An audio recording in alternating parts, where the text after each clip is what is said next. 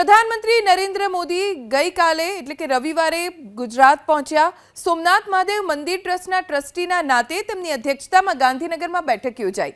આ બેઠક તીર્થધામમાં ચાલતા વિકાસ કાર્યોની સમીક્ષા કરવામાં આવી। એટલું જ નહીં, તીર્થયાત્રીઓ માટે સુવિધા વિકસાવવા મુદ્દે પણ બેઠકમાં ચર્ચા કરવામાં આવી છે।